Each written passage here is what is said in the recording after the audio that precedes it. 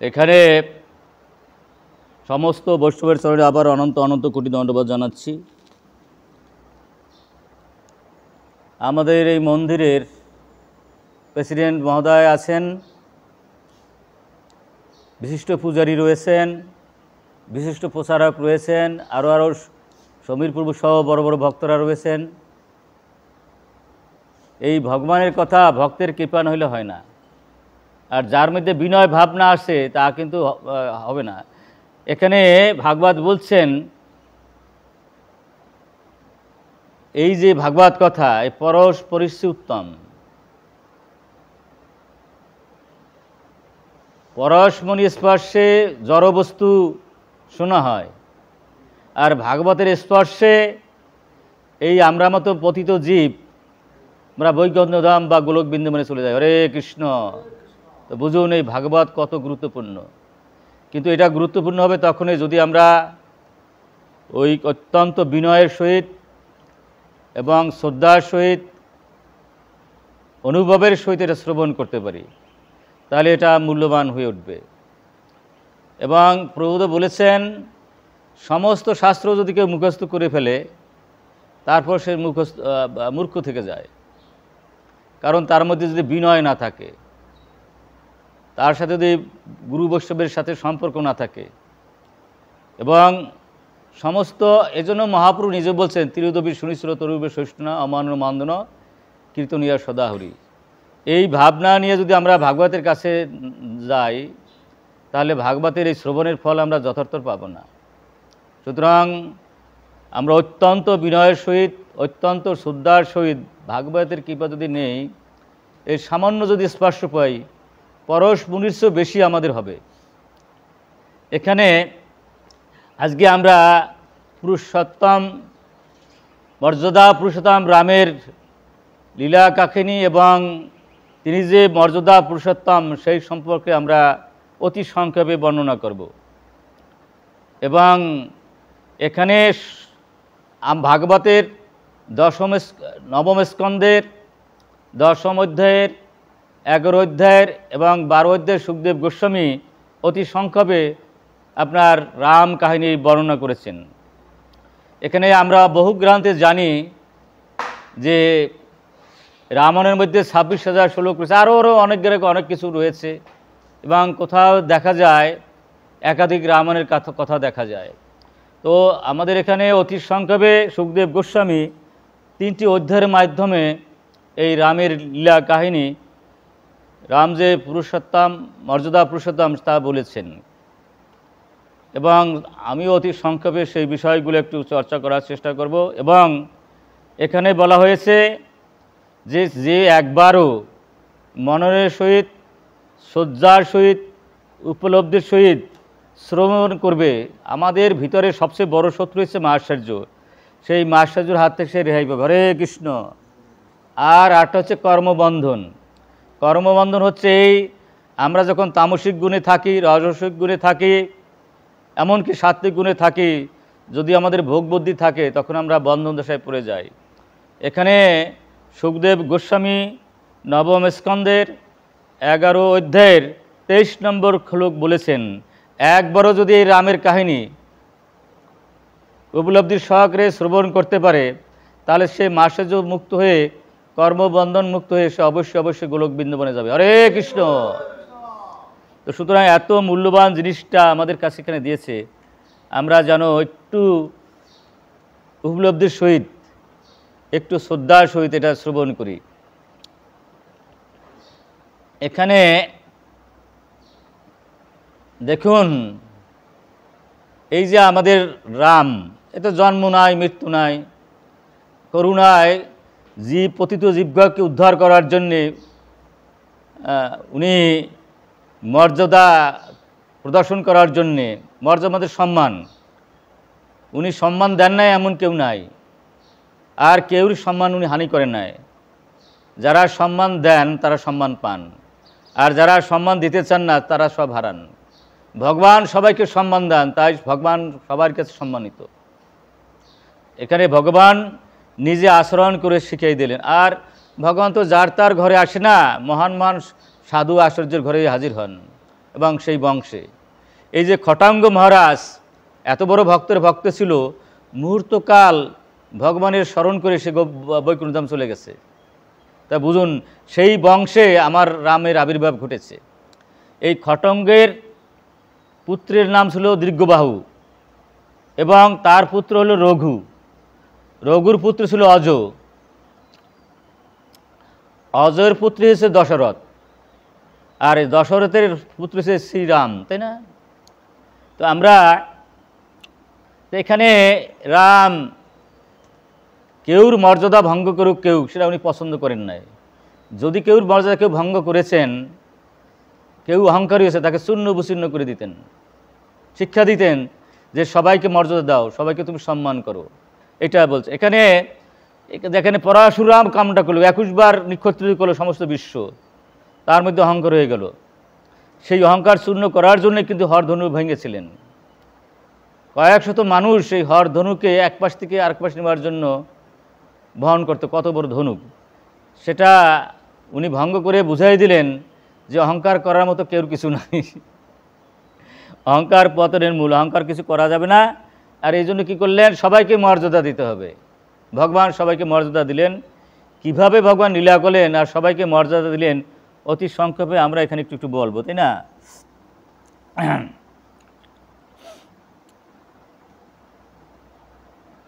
এখানে দেখেন ভাগবতের নবম স্কন্ধের 10 অধ্যায়ের 2য় শ্লোকে কি চমৎকার কথা বলছেন।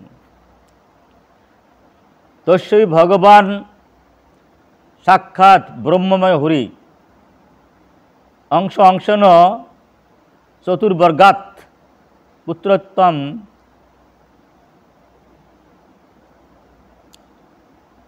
প্রার্থিতা সুরই রাম লক্ষণ ভরত শত্রুঘ্না ইতি সংজ্ঞা। এখানে ভগবান রাম লক্ষণ শত্রুঘ্ন ভরত এই 4 অংশে আবির্ভূত হয়েছেন। কিন্তু ওনার আবির্ভূতের কারণ এখানে কিছু চমৎকার কথা বলছেন। ভগবান তার নিজস্ব কোনো কিছু করার নাই, ভগবান করুণা এখানে আসেন। কারণ এই যে আপনারা জানেন, যখন হিরণ্যকশিপু, হিরণ্যাক্ষ এবং রাবণ, কুম্ভকর্ণ ইত্যাদি আবির্ভূত হয়েছিল, 33 কোটি দেবতা তাদের আজ্ঞাবহ হতে হতো। এমনকি শনিদেবকে পর্যন্ত রাবণ তার পার তলায় রেখেছিল। তাহলে এখন বুঝুন কী কষ্টের অবস্থা ছিল। আর এক এক দেবতাকে তারা ঘাস কাটাইতো, এক দেবতা লেট্রিন পরিষ্কার করাইতো, এক এক দেবতাকে এক এক অত্যাচারের মধ্যে সে রাখতো। এবং সেই দেবতারা ভাবলেন যদি এইবার ভগবান আবির্ভূত না হয় তাহলে আমাদের অবস্থার পরিবর্তন ঘটবে না। তাই দেবতারা আকুল হয়ে ডাকলেন ভগবানের আবির্ভাবের জন্য। তাই ভগবান কি করলেন, দেবতাকে করুণা করার জন্য এখানে আবির্ভূত হলেন। দেখেন দেবতাদের দ্বারা প্রার্থিত হয়ে সাক্ষাৎ ব্রহ্মময় ভগবান শ্রীহরি তার অংশ এবং অংশের অংশ সহ আবির্ভূত হয়েছেন। তাদের নাম রাম, লক্ষণ, ভরত এবং শত্রুঘ্ন। এইভাবে 4 মূর্তিতে মহারাজ দশরথের পুত্ররূপে আবির্ভূত হয়েছিলেন। এখানে আমরা যারা সাধারণ মানুষ তারা বুঝতেই চাই না, অদ্বৈতম মানে ভগবান ছাড়া দ্বিতীয় বস্তু নাই। এই জগৎ সংসারে আমরা চোখে যা দেখি, মনে যা ধারণা করি, হ্যাঁ, যা দেখি সবখানে ভগবান আছে বলেই অস্তিত্ব আছে। জড় আজড় সবার ভিতরে ভগবান পরমাত্মা বিদ্যমান। ভগবান ছাড়া দ্বিতীয় বস্তু নাই। যদি ভগবান ছাড়া দ্বিতীয় বস্তু না থাকে তাহলে আমরা অন্যকে হিংসা করতে পারি, মর্যাদাহীন করতে পারি? বোঝা যায় না? সবার মধ্যে যখন ভগবান রয়েছেন তাকে কেউ কেউ মর্যাদা আমরা ক্ষুণ্ণ করতে পারি না। যদি অন্যের মর্যাদা ক্ষুণ্ণ করি তাহলে তো ভগবানকেই মর্যাদা ক্ষুণ্ণ করা হয়। দেখেন ভগবান কি অদ্ভুত ব্যাপার। অনন্ত কোটি ব্রহ্মাণ্ডের অনন্তরূপে থাকার পরও ভগবান বৈকুণ্ঠধাম আছেন, গোলক বৃন্দাবনে আছেন। ওনার কোনো চ্যুত হয় না, তার নাম ওনার হচ্ছে অচ্যুত। এই যে অনাদি অনন্ত রূপম, ভগবান এমন এক ভগবানের ভগবান, সবারই কালে নিয়ে যাবে কিন্তু ভগবানকে কখনো কালে নিয়ে যেতে পারে না। আমার বাবা আমার উপরে রয়েছে, তার বাবা রয়েছে, এবার মনু রয়েছে, মনুর উপরে রয়েছে ব্রহ্মা, ব্রহ্মার উপরে রয়েছে বিষ্ণু, বিষ্ণু হয়েছে পরমেশ্বর। এই কালের এক সময় তাদের সব চলে যেতে হবে, কিন্তু ভগবান শ্রীকৃষ্ণের কখনো চলে যেতে হবে না। এই যে রাম আদি যারা আছে, লক্ষণ আদি, এরা হলো কৃষ্ণের শ্রীকৃষ্ণই। একটা বাতি থেকে অন্য বাতি যেরকম ধরানো হয়। সুতরাং প্রথম বাতি থেকে দ্বিতীয় বাতিগুলো কোনো পার্থক্য নাই কিন্তু। সুতরাং এই ভগবান থেকে যারা এই বিষ্ণু তত্ত্ব তারাও ভগবানেই, তাদের কোনো পার্থক্য নাই, এটা আমাদের বুঝতে হবে। কিন্তু এই বিষয়গুলো যারা হতভাগা তারা এটা বুঝতে পারবে না। হ্যাঁ হ্যাঁ, থ্যাংক ইউ ভেরি মাচ। এখানে প্রেসিডেন্ট প্রভু বলছেন অবতার আর অবতারের মধ্যে পার্থক্য কি। অবতার যে কোনো কেউ অবতার হতে পারে, কিন্তু অবতারই একজন। সমস্ত অবতার যার থেকে আবির্ভূত হয় তিনি হলো অবতারী। আর অবতার অনেকই অবতার হইতে পারে, 10 অবতার আছে, 22 অবতার, 28 অবতার আছে। এবং এক হিসেবে বিচার করলে হ্যাঁ, না সেটা হচ্ছে বিষ্ণু তত্ত্ব। কিন্তু সবাই তো আর বিষ্ণু তত্ত্ব হতে পারে না, কারণ আমরা ব্রহ্মা তো অবতরণ করেছি, আমি তুমি অবতার করেছি। আমরা সেই গোলকবিন্দুমে ছিলাম, আমরাও ছোটোখাটো অবতার, কিন্তু আমরা অবতারই নই। যারা গোলকবিন্দু থেকে বৈকুণ্ঠ থেকে এখানে চলে আসেন তারাই অবতার, কিন্তু অবতারই একজন ছিল শ্রীকৃষ্ণ। তাই অবতারের মধ্যে পার্থক্য আছে। যারা বিষ্ণুরা তারা একই বাতির সম, যারা সাংস্বরূপ। কিন্তু আমরা যারা বিভিন্ন অংশ, তারা কিন্তু আমরা ভগবানের মতো না, আমরা ভগবানের বিভিন্ন অংশ। আমরা হলো স্ফুলিঙ্গের মতো। কীরকম লোহাতে ধাক্কা লাগলে স্ফুলিঙ্গ হাজির হয়, কিন্তু যখনই এই যে আমরা তো আমরা যদি ভগবান থেকে বিচ্ছিন্ন পড়ি তাহলে স্ফুলিঙ্গের মতো, আমাদের গুরুত্ব নাই। আবার স্ফুলিঙ্গ দামি হবে যদি আমরা ভগবানে যুক্ত থাকি। হ্যাঁ, সাংস হচ্ছে ভগবান এই অন্য রূপে সাংস, আর বিভিন্ন অংশে ভগবানের কণা, ক্ষুদ্রাতি ক্ষুদ্র অংশ। বিভিন্ন অংশে ভগবানের ক্ষুদ্রাতি ক্ষুদ্র অংশ, আর সাংস হচ্ছে ভগবানেই অন্য রূপে, যেমন পরমাত্মা। হ্যাঁ, পরমাত্মা রূপে যখন ভগবান থাকেন তিনিও তাকে সাংস বলা হয়। অনেক ধন্যবাদ প্রেসিডেন্ট প্রভু কথা বলার জন্যে। তবে এই কথাগুলো মহামূর্খ হলে বুঝবে না। সেই মহামূর্খ সব জানে, কিন্তু তার বিনয় ভাব নাই, মাথা নোয় না, তার বিদ্যার জ্ঞান গরিমা কিন্তু দাঁড়াবে না। শ্রদ্ধাবান লবেতে জ্ঞানাম তৎপর সংযোগ, যার শ্রদ্ধা নাই বক্তার প্রতি। এমনকি অনেক সময় ভগবান বলছে মদ ভক্তা পূজা অভিক্তা, যে ব্যাসনায় বসবে ব্যাসের মতো তাকে সম্মান করতে হবে। মাথা যদি দাঁড়াইয়া প্রশ্ন করি সে কোনো প্রশ্ন হবে না, অসুরগিরি বোঝা যায়। এখানে বলছে কি, বলছে এখানে কি সুন্দর বলছে, তৎ বৃদ্ধি প্রতিপন্ন পরিপ্রশ্ন সেবা। তুমি যদি প্রশ্ন করো, বিনয়ের সহিত মাথা নত করে, এবং তাকে যার কাছে প্রশ্ন করে তাকে সন্তুষ্ট করে, সে যেন কোনো কষ্ট না পায়, এমনভাবে তার সাথে কথা বলা যাবে না যে তিলোদ্যকালের জন্য তার ব্যথার কোনো কারণ ঘটায়, তাহলে তোমার ওই প্রশ্ন হবে অসুরগিরি, তাই না। এবং বলছে উপদেখিতে জ্ঞানান জ্ঞানীন তত্ত্ব। এখানে গীতায় যা বলছে তো অপরূপ, আমরা গীতা তো বুঝি না। এখানে জ্ঞানী বলতে গীতে কী কী বোঝানো হচ্ছে। সমস্ত শাস্ত্র যদি জানি, সমস্ত বিদ্যাও জানি, তাহলে তাকেও জ্ঞানী বলা হচ্ছে না। এখানে গীতায় জ্ঞানী বলা হচ্ছে কি, যার অনুভব আছে। অনুভবটা কি, যে যেমন ধরো যার আচরণ না হয়, যেমন অনুভবী ভক্ত আমার প্রবোধ, অনুভবী ভক্ত আমার গুরুদেব, এরকম ইস্কনের বহু অনুভবী ভক্ত আছে। অনুভব হবে তখনই গীতা ভাগবতে যা আছে সেটা দিয়ে জীবন দিয়ে আচরণ করি, নাহলে অনুভব আসে না। গঙ্গা নদীতে মাছ থাকে, তাদের কখনো গঙ্গা স্নান হয় না, তাদের অনুভবই নাই তারা গঙ্গার মধ্যে আছে। গীতা ভাগবত পাঠ করলাম, মুখস্থ করলাম, কিন্তু আমার অনুভব হলো না আমার কি করণীয়, আমার কি করা উচিত, কার সাথে কোনো আচরণ করা উচিত, কী কথা বলা উচিত, কী কথা বলা উচিত না, এই অনুভব না হলে তাকে জ্ঞানী বলা হবে না। যে অনুভব করেন, অনুভবী ভক্ত আমার গুরু মহারাজ, আমার অনুভবী ভক্ত আমার প্রবোধ, তার কথা শুনে বিশ্ব ভক্ত হয়ে যাচ্ছে। যার কথা শুনে অন্য ভক্ত হয়ে যায় মনে করতে হবে সেই অনুভবী ভক্ত, আর যার কথা শুনে অন্য ভক্ত না হতে চায় বোঝা যাবে সে এখনও পর্যন্ত তার সময় দেরি আছে। তো দেখুন এখানে আপনার এই অনেক দিক এখানে লীলায় বলেছেন। এবং দেখেন প্রথম অবস্থায় যে মর্যাদা আপনি রাখলেন, মা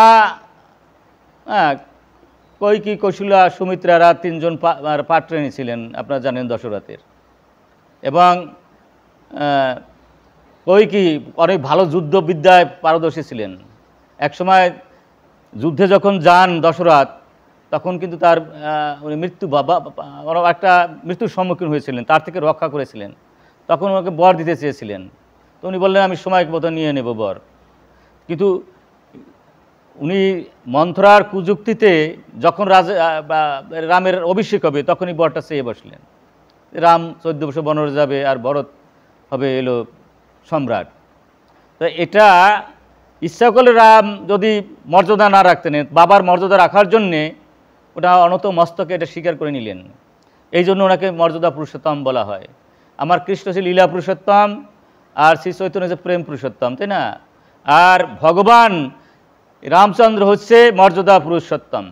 তো আমরা যদি মর্যাদাবান হতে চাই, এবং এখানে এই মর্যাদার কথা আমার চৈতন্য মহাপ্রভু বলেছেন, আমাদের মর্যাদা তখনই রক্ষা হবে যদি অন্যের মর্যাদা আমরা রক্ষা করি, তাই না? তিরুদবি শুনিছিল তরিব্র শৈষ্ণ অমানু মান্দন কীর্তনিয়া সদা হই। এই ভাবনা নিয়ে যদি আমরা চলতে পারি, জীবনে আচরণ সিদ্ধ হতে পারি, তাহলে আমাদের জীবন সার্থক হবে। আর মাথা যদি আমরা না নোয়াই, তাই না, যে গাছে ফল হয় সেই গাছটা কিন্তু মাথা নোয়াই দেয়, আর যে গাছে ফল না হয় সেই মাথা কিন্তু নোয়ায় না। যার ভক্তিতে হৃষ্টপুষ্ট তার কিন্তু মাথা নোয়াই পড়বে, আর ভক্তিতে যারা বরিষ্ঠ না তারা কিন্তু অহংকারেই উঠবে। এবং এই জন্য সমস্ত জ্ঞান বিজ্ঞান অর্জন করলেও সেই জ্ঞানের মূল্যায়ন হয়ে উঠবে। তার মধ্যে বিনয় ভাব না থাকে, সে যে বড়কে সম্মান না করে, কর্তৃপক্ষকে মেনে না চলে, সে অসুরে পরিণত হয়ে যায়। এই জন্য অনেক কিছু জানলাম, অনেক কিছু বুঝলাম, কিছু কেউকে মান্য দিলাম না, কেউর মর্যাদা রক্ষা করলাম না, এমনকি আমার মর্যাদা আমি ক্ষুণ্ণ করার জন্য সবসময় না বুঝে চেষ্টিত হলাম, তাহলে আমার সব জ্ঞান বিজ্ঞান সব জ্বলে গেছে।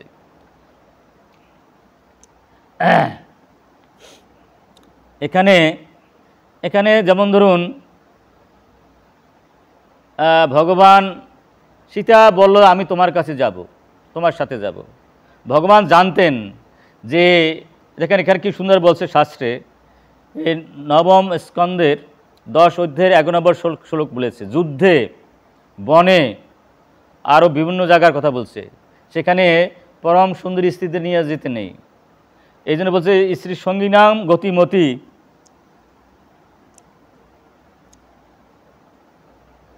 এটি প্রথয়ান চচার, নিয়ে গেলে বিপদ ঘটবেই। কিন্তু এটা জানতেন ভগবান, তারপরও সীতার মর্যাদা রক্ষা করার জন্য সীতাকে নিয়ে গেলেন। এবং এখানে আরও একটা ব্যাপার হলো, যারা এখানে যে এটা কাজ সুবর্ণ আপনার ওই যে রামের সুবর্ণাক্ষা বোনের যে কান এবং নাক কেটে দিল, এটাও ঠিক করেছে ভগবান। কারণ একটা ঠিক করেছে এরকম, সেটা মর্যাদা রক্ষা করেছে সমস্ত নারীর তো মর্যাদা আছে। সে নারী যখন তখন যে কোনো পুরুষকে যে কোনো প্রস্তাব দেবে না, তাহলে নারীর মর্যাদা ক্ষুণ্ণ হবে। সেই জন্য ওরা নাক কান কাট গেল, তুমি যখন তখন যে পুরুষ দেখলেই তুমি তার প্রস্তাব দেবা, এটা হবে না। এই জন্য নারীর মর্যাদা রক্ষা করার জন্যে সুবর্ণার নাক কান কাটিয়ে দিছে। এবং দেখেন কাটার সাথে সাথে কি হলো, অহংকার ছিল, আমি রাবণের বোন, দেখাই দেবো তোরে, আমার নাক কান কাটছিস। তখন খড় দূষণকে নিয়ে আসলো। আর ভগবান এমন ভগবান এক বানেই হাজার হাজার সৈন্য এক মুহূর্তের মধ্যে নিদান করে দিল, তাই না? তো ভগবানের সাথে ভগবান তো জানেন না এমন কিছু নাই না। এইভাবে তিনি তার ব্যক্তিগত দৃষ্টান্তের দ্বারা স্ত্রী সঙ্গের দুঃখময় পরিণতি প্রদর্শন করলেন। দেখেন সীতারে নেওয়া আসার সাথে সাথেই কিন্তু আরম্ভ হয়ে গেছে লক্ষ লক্ষ মানুষ নিধন। এটা ভগবান জানতেন, কিন্তু তবুও বিভিন্ন মর্যাদা প্রচার করার জন্যই সীতাকে নিয়ে এখানে বনের মধ্যে চলে আসলেন। তো এখানে আমরা যারা হতভাগা, বিশেষ করে ইসকনে যারা আছেন বা গৌরীয় মঠের অথবা যারা প্রসাদপতি আছেন, তাদের স্মরণে কোটি কোটি দণ্ডবাদ জানাই। তারা অবশ্য বলেন না, যারা বাইরের অর্থাৎ এইগুলো নিয়মকানুনগুলো মানে না, তারা অনেক সময় ভগবানকে ভগবানই মানতে চান না। এখানে ভগবান অবজান্তি মাংমুরা মানুষম তনু অনুশ্রম পরম ভব অজন্ত মম ভুক্ত মহাশ্রম। এই পরম ভাবটা কি? ভগবান অনন্ত রূপে প্রকাশ পাওয়ার পরও ভগবান যা থাকেন তাই থাকেন। এই যা কিছু আমরা চোখে দেখি সব ভগবানের একটা অনুরূপ। এই যে দেবদেবীরা ভগবানের বৈরঙ্গ শক্তি, আর তটস্থা শৈশীর গুপিরা, আমরা অন্তরঙ্গ শক্তি যে গুপিরা, আমরা হচ্ছে তটস্থ শক্তি। অর্থাৎ এই জগৎ সংসারে যা কিছু সব এই ভগবানেরই প্রকাশ। কিন্তু দুর্ভাগ্যগুলো সত্য, এই ব্যাপারটা কিন্তু সাধারণ জীব জানতে চায় না, জানার চেষ্টাও করে না। এই পরম ভাব, এটা অনন্ত রূপে প্রকাশ করার পরও ভগবান নাই এমন কোনো যে নাই। গোলক বৃন্দাবনে আছে, তারপরে বৈকুণ্ঠধামে আছে, সমস্ত জড় জগতে আছে, এমনকি প্রতিটি অনুপ্রণতে আছে। তারপরেও ভগবান কিন্তু অচ্যুত, তার কোনো চ্যুত নাই। তা যেভাবে তিনি গোলক বৃন্দাবনে সেইভাবে আছেন। এটা সাধারণ জীব জানে না। এটা এই জন্য সাধারণ জিনিস কী করে, এই ভগবানকে অবজ্ঞা করে, তাই না? ভাবে কি ভগবান বই মানুষ হয়ে আসছে।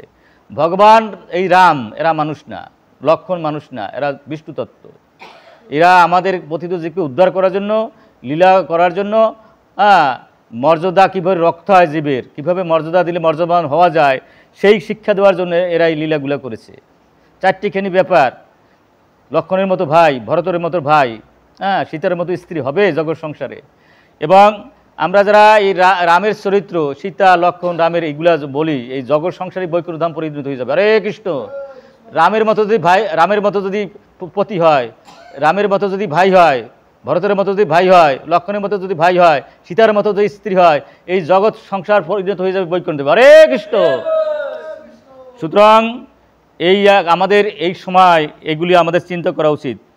আমরা যদি একটু এরকম একটু সামান্য হতে পারতাম। সীতা কি করলো? তার কি বনে যাওয়ার লাগতো? প্রতি সেবার দেওয়ার জন্য সে সব ত্যাগ করে বনে চলে গেল। লক্ষ্মণের কি যাওয়ার কথা ছিল? যে 14 বছর না খেয়ে খেয়েছিল, তাই না? এবং ফলমূল কোনো রকম একটু জল বাতাস খেয়ে, নাকি? তো এখন সে বলা হয়েছে যে 14 বছর উপবাস না থাকবে তাকে সে এরাকে মারতে পারবে না। ওই সময় যদি মেঘনাথকে বধ করতে পারবে না। ওই সময় যদি ওই কাজটি না করতো তাহলে তো তোর সর্বনাশ হয়ে যেত। তো ভগবানের কী সেবা দিয়েছে। আমার দুর্ভাগ্য, আমরা যারা সত্যিকার সেবক হব, আমরা কিছু চাইব না, ঠিক লক্ষণের মতো, তাই না? তাইলে ভগবানের আমরা প্রিয় হয়ে যাব। সেবা দিয়া যদি চাই তাহলে তো ব্যবসা, নাকি? এবং এই জন্য প্রহ্লাদ মহারাজ বলছেন যে ভগবান নৃসিংহদেব, তুমি যে আমাকে বর দিতে চাইছো, আমি কি তোমার লাগে ব্যবসা করতে আসছি নাকি? সুতরাং আমরা প্রেসিডেন্টের সেবা দেই আর মন্দিরের সেবা দেই, যার সেবা দেই, আমরা তার বিনিময়ে কিছু চাইব না। আমরা যদি না চাই তাহলে ভগবানেরও প্রিয়পাত্র হয়ে যাব, আমরা করুণ হয়ে যাব। অদষ্টা সর্বভূত নাম করুণা। এইভাবে যদি সেবা দেয় তাহলে ঠিক আছে, তাই না? তাই এখানে আর একটা বড় জিনিস রয়েছে, অনেক বড় ইতিহাসগুলো, এত ইতিহাস বলে সম্ভব না, আমরা অতি সংক্ষেপে এগুলো বলছি। তা এখানে যেমন ধরেন অনেক ঘটনা ঘটে গেল, অনেক লীলা আমরা জানি, আপনারা জানেন, তাই না? এখানে অনেকের তর্ক বিতর্ক হয় যে ভগবানের স্ত্রীকে যদি নিয়ে যায় তাহলে আবার কিসের ভগবান, এরকম তর্ক ওঠে। এখানে স্কন্দ পুরাণে, আরও অনেক পুরাণে আছে। স্কন্দে পুরাণে মধ্যবাচার্য, মহাচার্য, তাই না? শ্রীল মধ্যবাচার্য স্কন্দ পুরাণ থেকে উদ্ধৃতি দিয়েছেন। সীতাকে কখনো রাবণ নিবাত দূরের কথা স্পর্শই করতে পারে নাই। তাহলে এই যে লীলা হলো কি কোন সীতা দিয়া? এটা হলো ছায়া সীতা, বোঝা যায় সমীর প্রভু? হ্যাঁ, আচ্ছা, ছায়া সীতা মানে এই আমাদের প্রত্যেকের ছায়া আছে না, ওই রকম। এবং এই যখন অগ্নি পরীক্ষা দেয় সীতা, তখন ওই ছায়া সীতা অগ্নিতে বিলুপ্ত যায়, আর মূল সীতা ওখান থেকে বেরোয় উঠে। এটা স্কন্দ পুরাণে মাধবাচার্য উদ্ধৃতি দিয়েছেন। আরও অন্যান্য পুরাণে আছে এই কাহিনীগুলো, তাই না? তো আমরা যারা সাধারণ মানুষ এটা বুঝতেই পারি না যে ঘটনাটা কোন জায়গা দিয়ে ঘটছে। তবে আমরা এখানে আরেকটা মর্যাদা রেখেছি। আমরা যত সুন্দর কথা করি না, আমরা প্রবোধ মেয়েরা সবসময় যৌবনে, শিশুকালে বাবার আশ্রয় থাকবে, যৌবনে স্বামীর আশ্রয় থাকবে, আর বৃদ্ধকালে পুত্রের আশ্রয় থাকবে, এটাই থাকা ভালো। এবং এই জন্য যত বড় শক্তিশালী হোক, যত বড় ক্ষমতাশালী হোক, তারা দেবীর সম্মান পাবে সেখানে, তাই না? যদি নিজেরা স্বাধীন হতে চায় তাহলে কিন্তু দেবীর সম্মানটা হারাবে। এই জন্য প্রভুদ বলছে যে সীতার এ পর্যন্ত রামের সুরক্ষা দিতে হয়েছে, তাই না? আর অন্য নারীর কথা বাদ রইল, তাই না? তবে আর একটা জিনিস হচ্ছে কি, সমান তো সম্মানের সমান, মর্যাদার সমান, কিন্তু সব কাজে তো আচরণের সমান হতে পারবে না কেউ। মানে একটা কুকুরের মধ্যে পরমাত্মা আছে, জীবত্তা আছে, তাই না? কুকুর আর আমি কি সমান? আমার কুকুর নিয়ে কি আমি বিছনে উঠবো? আচরণে তো ভিন্ন থাকবেই, বোঝা যায় না? আমরা তত্ত্বকেও আমরা সবাই সমান, কিন্তু আচরণে পার্থক্য থাকবে। একটা মেয়ে 10টা পুরুষের সন্তান কি একই সাথে গর্ভধারণ করতে পারবে? কিন্তু একটা পুরুষ একই সঙ্গে একই মাসে 20টা মেয়ের গর্ভে সন্তান দিতে পারবে। তাহলে আচরণে পার্থক্য আছে, তত্ত্বগত তারা সবাই সমান। এইগুলো আমরা বুঝি না বলে অনেক সময় আমরা সর্বনাশ করে ফেলি, তাই না? এখানে ভগবানের মতো তার ভগবান কেউ নাই। আমি যখন গা শিরে উঠি ভগবানের যখন দেখি মর্যাদা, ভগবান হওয়ার পরও আপনি যখন সমুদ্র বন্ধনের কথা উঠছে, উনি সমুদ্র বন্ধন করতে গেছেন, তাকে দেখলেন এই সমুদ্র হচ্ছে জলনিধি, আমারই আর একটা রূপ, কিন্তু এর মর্যাদা আমি ক্ষুণ্ণ করতে পারি না, আমি আর মর্যাদা যে কোনো মূল্যে রক্ষা করব। তাই কি করলেন, ভগবান হয়েও যে পরপর 3 দিন উপবাস থেকেছে ওই সমুদ্রকে পূজা দেওয়ার জন্য। ভাবা যায় সমীর প্রভু, আমরা কি কেউ মর্যাদা দেই? সবাই এই যে ভগবান কি মর্যাদা দিলেন, যে সেই যজ্ঞে যে যজ্ঞ হয়েছিল রাজস্ব যজ্ঞ, তাই না? ভগবানের কেউ কিছু সেবা দেয় না শ্রীকৃষ্ণরে, তাই না? তখন বলে তুমি নিজের সেবা নিয়ে নাও, তখন বললো আমার এই সেবাটা দাও, যত বৈষ্ণব আসবে সমস্ত বৈষ্ণবের পা ধোয়াই দেবো আমি, তাই না? আর যত বৈষ্ণব আহার গ্রহণ করবে তার আমি উচ্ছিষ্ট ফেলাবো, তাই না? তাই চিন্তা করা যায়, ভাবা যায়, যে যত বড় সে তত অন্যকে মান মর্যাদা দিতে পারে, যে ছোট সে অন্যের মান মর্যাদা দিতে চায় না। সর্বোত্তম মান মর্যাদা দিচ্ছে ভগবান, এই জন্য ভগবান মানি হয়েছেন। আর যে যত বেশি মান দেবে মর্যাদা দেবে অন্যকে, সে তত বেশি মানি হবে, সে তত বেশি মর্যাদাবান হবে। যে ক্ষমা করে সে শক্তিশালী ওঠে, যে মান দেয় সে মানি হয়ে ওঠে, বুঝছেন? কিন্তু যেমন ধরুন আমরা কত অপরাধ করি, আমরা যদি ক্ষমা না শিখি তাহলে ভগবানের কাছে ক্ষমা পাবো? আমরা কয়টা মানি বলেন, কয়টা মানতে পারি? মায়ার জন্য হোক আর কলির জন্য হোক আর আমি ভাবের জন্য হোক, আমরা অনেক কিছুই মানতে পারি না। আমরা যদি নির্বিচারে অন্যকে ক্ষমা করে দিতে পারি তাহলে আমরাও ভগবানের কাছে ক্ষমা পাবো। কিন্তু আমরা যে যত ক্ষমাশীল সে তত ক্ষমতাবান, এই জন্য ভগবান ক্ষমা করে দেন। কারণ শিশুপাল দলদেবরে ক্ষমা করে নাই, হিরণ্যকশিপু হিরণ্যকে ক্ষমা করে নাই, কংসকে ক্ষমা করে নাই, ভগবান কারে না ক্ষমা করছে বলুন? ভগবান তো 1 মিনিটে এই প্রেসিডেন্টটা খুব সুন্দর কথা বলছেন যে প্রভু তাহলে রামকে কিভাবে মর্যাদা দিল, কথাটা খুব সুন্দর লাগছে আমার। রাবণকে কি করে মর্যাদা দিল? রামকে, আচ্ছা ভগবান শোনেন, যখন এই কুরুক্ষেত্রে যুদ্ধ আরম্ভ হয় তার আগেই ভগবান একটা ভ্রুভঙ্গি করেছিল, এক ভ্রুভঙ্গে লক্ষ কোটি জীবকে নিহত করেছে। যুদ্ধ করা লাগে না, ভগবানের 1 সেকেন্ডে সবারই শেষ করে দিতে পারে। মর্যাদা হলো এই, যেহেতু রাবণ ছিল ওখানে বড় যোদ্ধা, তার এই যোদ্ধার সুযোগ দিয়ে তাকে মর্যাদা রক্ষা করেছে। হরে কৃষ্ণ, বোঝা যায় না? এই হলো বিষয়, ভগবানের লীলা বোঝা কিন্তু এত সোজা। তারপরে কি ঘটনা ঘটছে, যেমন ধরুন দেখেন এখানে 3 দিন পূজা দেওয়ার জন্য উপবাস থাকছে ভগবান। সমুদ্রের সেটা ভাবা যায়, কল্পনা করা যায়, যার একটা ভ্রুভঙ্গে অনন্ত ব্রহ্মাণ্ডলয় হয়ে যেতে পারে, ওই সমুদ্রকে মর্যাদা দেওয়ার জন্য এই কামটা করেছে। কি মর্যাদা পুরুষোত্তম এমনি হয়? তারপর তো কারণ যারা জড় বুদ্ধিতে আসক্ত তারা কি এক বৈষ্ণব চেনে নাকি? যাদের বুদ্ধি শুদ্ধ হয় না তারা বৈষ্ণব চেনবে না, ভগবান চেনবে না, দুর্যোধনের মতো হয়ে যাবে। দুর্যোধনের কিন্তু বৈষ্ণব চেনে নাই, স্বর্গমত পাতাল ত্রিভুবন ঘুরার পরে কি বৈষ্ণব তো পাইলাম না। যদি বৈষ্ণবরে দেখতে আমারে দেখেন, যে যেমনটি সে তো অন্যকে তাই ভাববে, এটাই স্বাভাবিক না? তা এখন সমুদ্র বলছে, যখনই দেখলে 3 দিনের মধ্যে সমুদ্র কোনো কথা বলে না, তখন ভগবান ভ্রুভঙ্গি দিল, সমস্ত ব্রহ্মাণ্ডের সমুদ্র কেঁপে উঠল। তখন সমুদ্র গলবস্ত্র বলছে কি, হে রাম, আমি বদ্ধজীব, আমার বুদ্ধি শুদ্ধ ছিল না, আমার জড় বুদ্ধি ছিল, তোমাকে আমি বুঝতে পারি নাই। যদি সমুদ্র বলে আমি তোমাকে বুঝতে পারি নাই, ইন্দ্র বলে যদি আমি বুঝতে পারি নাই, ব্রহ্মা বলে যদি আমি বুঝতে পারি নাই, বাড়ির পাশের রামশ্যাম যদু মধু করেছে ভগবান কি ভগবান, তাই না? হবে? ভগবানকে বুঝতে হইলে একটু সাধন ভজন করতে হবে, তাই না? বিনয় থাকতে হবে, তাহলে হবে। ছাত্র না হলে কি শিক্ষকের কথা বোঝা যায়? তুমি ভক্ত হবে না, যা ইচ্ছা করবা আর ভগবান তুমি বুঝে বলবে, এটা হবে না।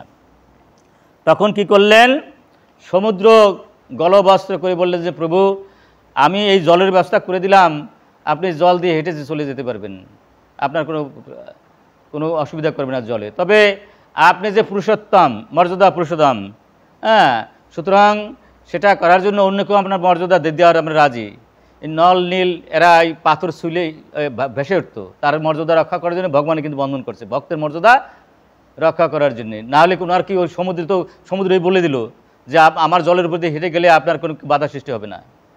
তা যাই হোক, ভগবান এই সমস্ত লীলাগুলো এইভাবেই করেন, জানেন? তো এখানে এই যে আমাদের রাবণ না, এই জনসাধারণের ক্রোধের কারণ, তাই তার নাম হয়েছে রাবণ। কারে না কষ্ট দিচ্ছে, কষ্ট দেয় না এমন কিছু নাই, ভগবান তাই করেছেন, তাই না? তো এইভাবে আমরা যদি একটু একটু বুঝি, তো এখানে মন্দাদরি যা বলে গেছেন তার তুলনা হয় না। মন্দাদরি শোনেন, এই যে মায়েরা বাবাদের চেয়েও এক দাগ উপায় যদি তারা ভক্ত হয়, তাই না? মন্দাদরির মতো এত বড় মহাসতী কেউ ছিল না। হ্যাঁ, লীলা, এবং হ্যাঁ লীলাও আছে এবং কর্মবন্ধন ভোগও আছে।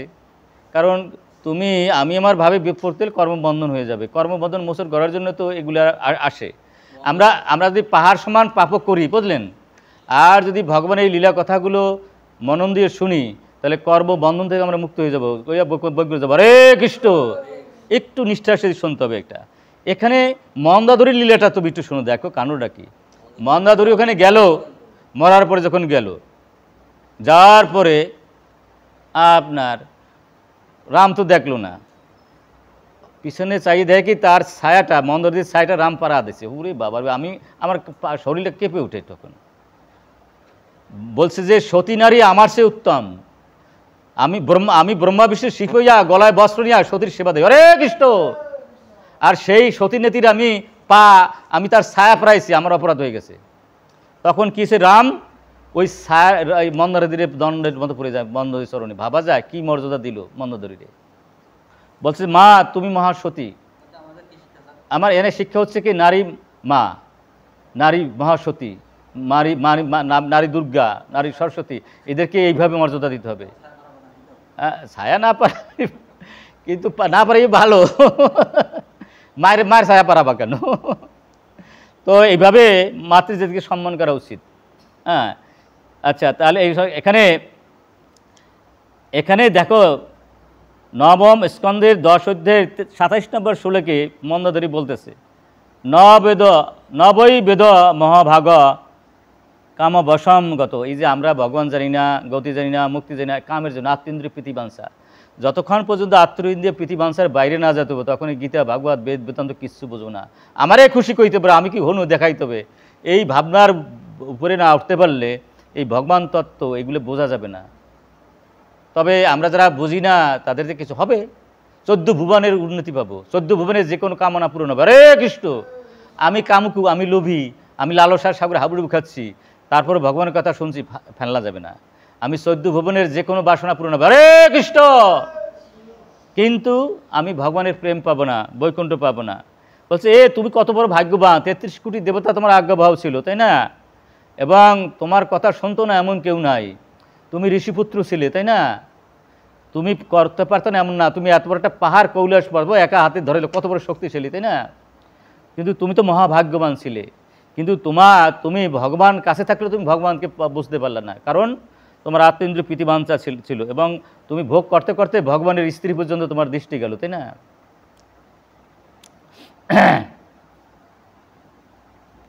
এখানে যদি আমাদের এই জ্ঞানগুলো আসতে হয়, ভাগবতের জ্ঞানগুলো, বুঝছেন, এখানে প্রভুপাদ খুব একটা চমৎকার কথা বলছেন। তোমাদের এই ভাগবতের জ্ঞানগুলো যদি ভিতরে ঢুকাইতে চাও, তোমার কোন ভাব থাকতে হবে? বলছে কি, আত্মবাদ সর্বভূতেষু, নিজের থেকে অন্যকে অন্যভাবে ভাবা যাবে না। কারণ ওই যে অসুত প্রেসিডেন্টের মধ্যে খ্যাতি অপ্তাস মরুদ্বংশ পঞ্চভূত, পরমাত্মা আছে, জীবতে আছে, 17,000তম 3 গুণ আছে, তাই না?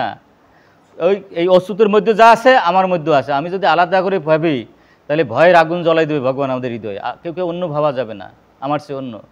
ভগবান বলছে, এই বলছে আত্মভাব নিজের মতো অন্যকে ভাবতে হবে। আমারে কষ্ট দিলে আমি যেমন দুঃখ পাবো, তারকে কষ্ট হলে সেও সেইভাবে দুঃখ পাবে, এইভাবে ভাবতে হবে। এই যে বলছে আত্মবাদ সর্বভূতেষু। আচ্ছা, পচেষী। আচ্ছা, বলছে কি, মাতৃবাদ পরদারেষু, অন্যের স্ত্রী কখনো রমণী ভাবা যাবে না, মা ভাবতে হবে। এই জন্য ইসকন কিন্তু সব নারীকে মাতাজি বলে, দেখছো? বলছে পরদারেষু লোষ্টভাব, না 100 বার বলা যাবে না, কারণ মাতাজির গর্ভে তো সন্তান দেওয়া যায় না। দেওয়া যায় প্রেসিডেন্ট প্রভু? না না না, এটা না, এটা রামকৃষ্ণ পরমদেশ তার স্ত্রীকে মাতাজি বলতো, তাই সে বলতে পারবে, কারণ তার স্ত্রীর গর্ভে তো। আচ্ছা, সেটা অন্য আর এক ইতিহাস, তার আরেকটা ইতিহাস। আচ্ছা, পরদ্রব্যস্য লোষ্টবৎ, আমার ভাগ্যে যেটুকু আছে সেটা নিয়ে আমার সন্তুষ্ট থাকতে হবে। পরের জিনিস দেখিয়া কখন হাউতাস করা যাবে না। একজনের ফুলের মালা দেয় আর আমার সাথে কেউ কথা বলে না, এরকম হয়, তাহলে এটা বুঝতে হবে তার কর্মফল। সে কর্মফলের জন্য প্রেসিডেন্ট হয়েছে, আর আমি তো সাধারণটা সেবাও পাচ্ছি না। তাহলে বুঝতে হবে যে এটা আমার কর্মফল, আমার এটা সন্তুষ্ট থাকতে হবে। যথেষ্ট লাভ সঞ্চয় দ্বন্দ্ব বিমর্ষর, এই জন্য বলছে পরের আয় উন্নতি দেখে, যশমান প্রতিষ্ঠা দেখা, পরের শেয়ার দেখা তুমি জ্বলবা না। যদি জ্বলো তাহলে এই তত্ত্ব বুঝবা না। পরদৃশ্য লুষ্টবাদ, আত্মবাদ সর্বস্ব, যপশিষ পণ্ডিত, তাহলে তুমি পণ্ডিত হয়ে যাবা। পণ্ডিত হলে তুমি এটা বুঝবা। তাহলে এই সমস্ত এই যে রামের লীলাগুলা বুঝবা, রাম কি করতে চাচ্ছে এটা বুঝবা, নাহলে তুমি বুঝবা না। আর যদি তুমি কি করো, এই হিংসার মধ্যে থাকো, তাই না, তাহলে তাহলে তোমরা কি বারবার তোমার এই অসুরই জন্মগ্রহণ করতে হবে। যে এক জন্মে তো আর মুক্তি পায় নাই, হিরণ্যকশিপু আর হিরণ্যক্ষ, তাদের 3টা জন্ম নিতে হয়েছে তাদের অসুর ভাব থাকার জন্যে। আমরা অসুর ভাব নিয়েও যদি ভগবানের সেবা স্মরণ করি আমাদের মুক্তি হবে। কিন্তু আমার কথা হচ্ছে এই, আমাদের আবার জন্ম নিতে হবে। এখন অনেক ইতিহাস, সীতাকে উদ্ধার করা হইল, তাই না, সীতাকে এখানে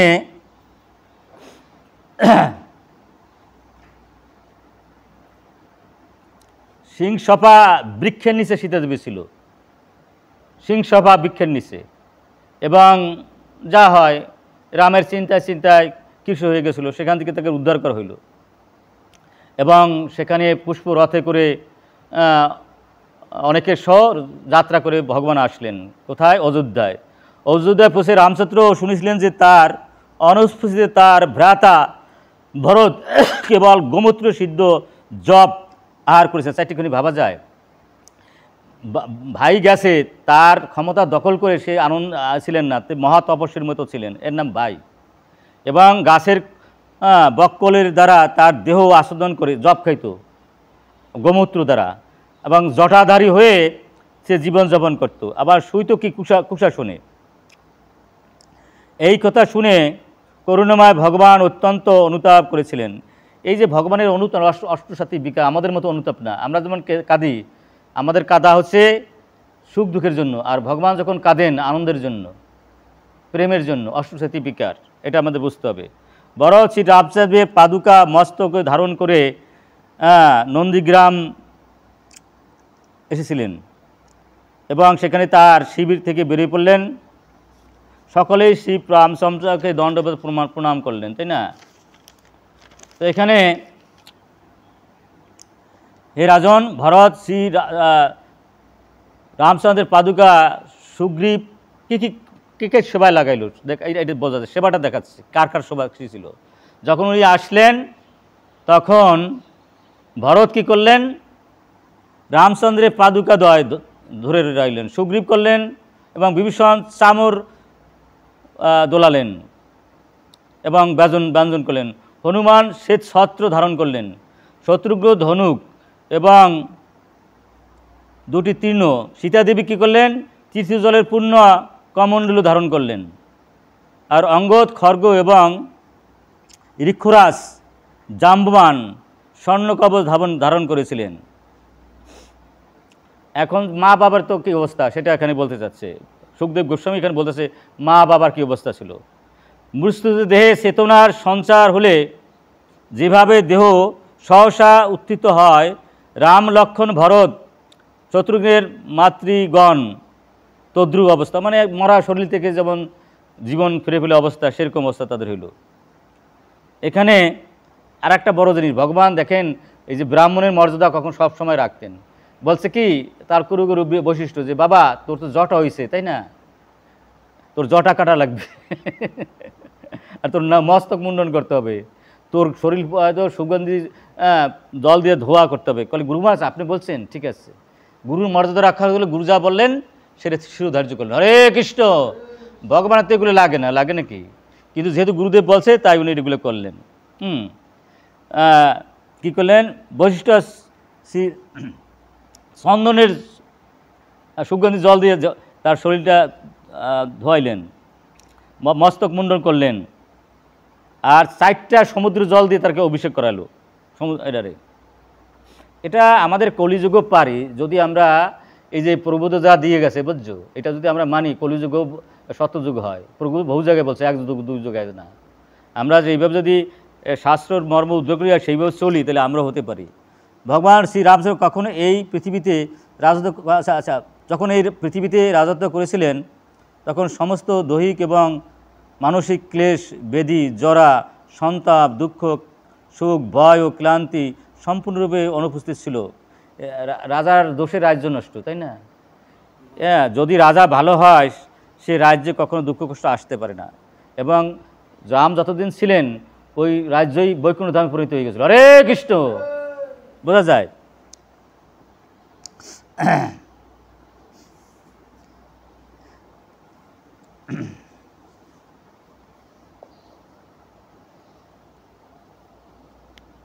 তো এখানে সীতার মতো স্ত্রী হলে জগৎ সংসার বৈকুণ্ঠে পরিণত হয়, সীতার কথা এখানে বলা হয়েছে। সীতা দেবী ছিলেন অত্যন্ত বিনম্র, শ্রদ্ধাশীল, লজ্জাবতী এবং পতিব্রতা। মেয়েদের লজ্জা হলে ভূষণ, আর কলিকালে দেখছো লজ্জা মেয়েদের অবস্থা। তিনি সর্বদা তার পতির মনোভাব বুঝতে পারতেন, এইভাবে তার চরিত্র, স্বামীর মনোভাবে কথা বলতে, আচরণ করতে হয়, বুঝে? স্বামী একটা কইলেও দুইটা আরম্ভ করে দেয়, লাগিয়ে যাবে জ্বর।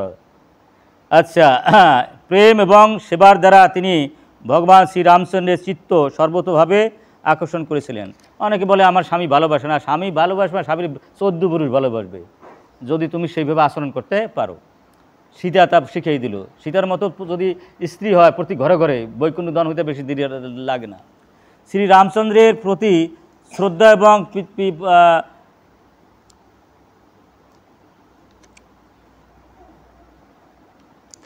রামচার আচরণ দেখে সমস্ত ব্রাহ্মণ ওনার খুশি ছিলেন। তো এখানে জগৎ সংসারের দেখে অবস্থাটা কি। প্রজারা তো এক প্রজার স্ত্রী অবৈধ কাজ করেছে, রাত্রে গেছে ভগবান দর্শন করতে। হঠাৎ শুনছে যে রামের মতো ভাবিও না তুমি আমারে, রামের স্ত্রী নিয়ে গেছে রাবণ, তা নিয়ে ঘর করে, আমার ওরকম খারাপ ভাববে না। তো এখন ঘটনা হচ্ছে কি, রাম ইচ্ছা করলে শাস্তি দিতে পারতেন ওই প্রজারে। বললেন না, আমি হচ্ছে প্রজাবৎসল, প্রজারাই আমার রাজা, সুতরাং প্রজাদের মনোমরঞ্জন আমার করতে হবে।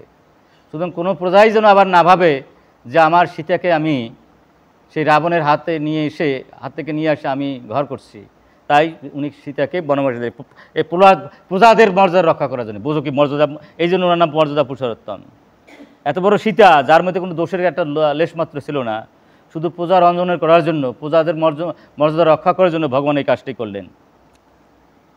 এখানে এই যে ওদের যাদের ভরতের কি ভাই ছিল সেগুলো, ভরতের তক্ষ এবং পুষ্কল নামে 2 পুত্র ছিল, এবং বরং শ্রীরামচন্দ্রের জন্য দিগ্বিজয় করতে বেরিয়ে কোটি কোটি গন্ধর্বকে বিনাশ করে বহু ধনরত্ন নিয়ে আসলেন।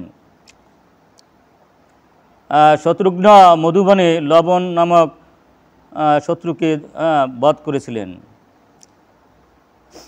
এখন সীতাদেবী দেখলেন সর্বনাশ, আমার যে অবস্থা, আমার আর এখানে থাকা দরকার নাই, তাহলে আমার কি করা উচিত, আমার এখন পাতালে যাওয়া উচিত। উনি কী করলেন, লব কুশের জন্ম দিয়ে বাল্মীকির কাছে রেখে উনি পাতালে চলে গেলেন, তাই না?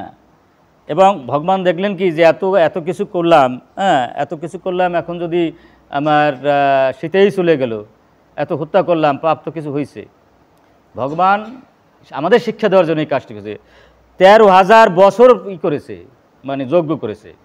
এখানে একটা বড় শিক্ষণীয়, যে যজ্ঞ করতে আরম্ভ করবে তখন বৈশিষ্ট্য বলে যে বাবা তোমার যজ্ঞ মানি না, কারণ তোমার স্ত্রী আছে, তোমার স্ত্রী নিয়ে আসো। তখন বলছে যে সে এই গুরুদেবের আদেশ কিন্তু ছাড়লো না, বললো কি যে আমার স্ত্রী নিয়ে আসবো, আমার স্ত্রী তো গেছে এখন পাতালে, আসবো কি করে, বলে বিয়ে করো। বলে না, তাও হবে না, আমি সীতার কাছে আমি প্রতিজ্ঞাবদ্ধ, এই অবতারে আমি দ্বিতীয় স্ত্রী গ্রহণ করব না। দেখেন কি মর্যাদাবান। তাই এই গুরুর মর্যাদা রক্ষার জন্য, গুরুর বাক্যের মর্যাদা রক্ষার জন্য বলে তাহলে তুমি একটা কাজ করো, তুমি এই যে যজ্ঞ করার জন্য তুমি পাথরের সীতা বানাও। এই পাথরের সীতা বানালো, এই কত একটা দুটো যজ্ঞ, এখানে 13,000 বছর যজ্ঞ করেছে, তার কত লক্ষ যজ্ঞ করেছে। সেই পাথরের মূর্তি দিয়ে যজ্ঞ করেছিল, তাই না? এবং সমস্ত পাথরের মূর্তিগুলো সীতা দেবী যারা ছিল সবাই বললো যে তোমার তো যজ্ঞ শেষ হয়েছে, এখন আমাদের ইচ্ছা পূরণ করো, এখন তুমি আমাদের পত্নী বানাও।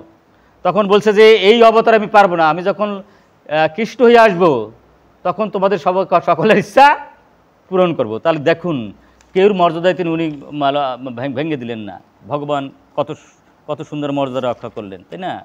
তো এখানে এখানে যারা আমরা আছি, আমরা অন্ততপক্ষে এই শ্লোকগুলো একটু সামান্য, আমরা আর বেশি সময় নেব না। এখানে বলছে রামের কৃপা পেতে হলে এই শ্লোকগুলো মনে রাখা দরকার। নম ব্রাহ্মণ্য দেবায় রাম অকুণ্ঠায় মেধসে, উত্তম শ্লোক ধৈর্যায় ন্যস্ত দণ্ড অর্পিত অগ্রয়। এই কথাগুলো, এই শ্লোকগুলো মনে রাখা উচিত। নবম স্কন্ধের 11 অধ্যায়ের 7 নম্বর শ্লোক। এখানে যে হে ভগবান, আপনি ব্রাহ্মণদের আপনার আরাধ্য দেবতা বলে স্বীকার করেছেন। আপনার জ্ঞান এবং স্মৃতি কখনো কুণ্ঠার দ্বারা বিচলিত হয় না। আপনি এই জগতের সমস্ত যশস্বী ব্যক্তিদের মধ্যে মুখ্য এবং আপনার শ্রীপাদ পদ্ম দণ্ডদানের অযোগ্য মুনি ঋষিদের দ্বারা পূজিত হয়। হে ভগবান শ্রী রামচন্দ্র, আমরা আপনাকে আমাদের সশ্রদ্ধ প্রণতি নিবেদন করি।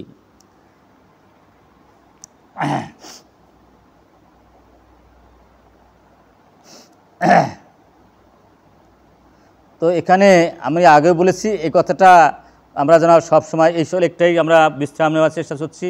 নবম স্কন্ধের 11 অধ্যায়ের 23 নম্বর শ্লোক, এই কত অপরূপ কথা বলেছেন। এখানে বলেছে আমরা যদি মনন দিয়া শ্রদ্ধার সাথে শুনি আমাদের কি হবে, সেই কথাটা এটা সুখদেব গোস্বামী কি চমৎকার কথা বলছে। পুরুষ রামচরিতম শ্রবণই উপধারণম, বলছে আনিশংস্য পর রাজন কর্মবদ্ধই বিমর্শতে। কি চমৎকার কথা বলছে। এখানে বলছেন হে মহারাজ পরীক্ষিত, যে ব্যক্তি শ্রবণেন্দ্রিয়ের দ্বারা মনন ধারণ করবে এই আমার কথা, ভগবানের কথা, রামের কথা, ভগবান শ্রী রামচন্দ্রের চরিত্র শ্রবণ করবেন, তিনি মাৎসর্য রোগ থেকে মুক্ত হয়ে সকাম কর্মের বন্ধন থেকে মুক্ত হবেন। কি চমৎকার কথা বলছে। এই যে আমরা এখানে পড়ে রয়েছি, তিতাব জ্বালায় জ্বলছি, জন্মমৃত্যু জরাবধি জ্বালায় জ্বলছি, তাই না? আমরা বড় জেলখানার মধ্যে আছি। আমাদের মহারোগ ছিল সেটা মাৎসর্য দোষের জন্য আমাদের ভগবান কিন্তু বৈকুণ্ঠ ধামতে ফেলাই এই গোলকবিন্দু থেকে ফেলাই দিছে। আর আমরা এত অভাগা, এই জগৎ থেকে যখন দেখলাম আর তিতাব জ্বালায় জ্বলছি, জন্মমৃত্যু জরাবধি, আর শান্তি নাই, আমরা গোলকবিন্দু বনে আবার যাওয়ার চেষ্টা করছিলাম। ভগবান বলে এত উৎপাত করেছো, ওখানে তোমাকে কল্প ফুলকে দিয়েছিলাম, তাতে তোমার হয় নাই, তা আবার চিন্তাবনী দিয়েছিলাম, তাতে তোমার হয় নাই, মোটে হয় না। আর এখন ওই পৃথিবীতে মাতবাড়ি করতেছে, মানে মানে কর্তৃত্ব অভিমান যাকে বলে, কর্তৃত্ব অভিমান থাকলে আর আমাদের তিতাব জ্বালার হাত থেকে রেহাই পাবো না। তোমরা আমি আমার সবাই সেবা দিয়েছিল আর তোমরা তোমাদের কেউ সেবা দেয় না, ভাব এই অহংকারে, এই যে মাৎসর্য দোষের জন্য আমার সেবা তোমার সহ্য করতে পারলে না, এই মাৎসর্য দোষের জন্য তোমরা এখানে পতিত হয়েছো। আর কর্তার সাহায্য আর সুখে থাকো। তাই এই জগতে কেউ তো আমরা সুখী নই, এবং ভগবান আমাদের কেন সুখী নেই, আমরা আবার এখান থেকে বিরতেও চাচ্ছি না, আমাকে আবরণ করে ফেলছে আপনাদের শক্তির দ্বারা। তো সুতরাং এই সবচেয়ে বড় দোষ আমাদের হলে মাৎসর্য মানে কি? অন্যের সুখ সহ্য না করা। যদি আমরা এই রামের এই কথাগুলো খুব মনোযোগ সহকারে প্রতিনিয়ত শ্রবণ করতে পারি, ধারণ করতে পারি, তাহলে আমরা মাৎসর্য দোষ থেকে রেহাই পাবো, আর আমরা কর্মবন্ধন থেকে রেহাই পাবো। আর কর্মবন্ধন থেকে রেহাই পেয়ে মাৎসর্য দোষে মুক্ত হয়ে আমরা অবশ্যই গোলকবৃন্দাবনে যাব। হরে কৃষ্ণ, বলুন জয় শ্রীকৃষ্ণ চৈতন্য প্রভু নিত্যানন্দ, শ্রী অদ্বৈত গদাধর শ্রীবাসাদি গৌর ভক্তবৃন্দ। হরে কৃষ্ণ কৃষ্ণ কৃষ্ণ হরে হরে, হরে রাম রাম রাম হরে হরে, জয় গৌ জয় ন্যায়। আপনাদের চরণ বন্দনা করছি। রাম কৃপা করুন, আপনারা রাম ভক্তরা কৃপা করুন। জয় শ্রীরাম।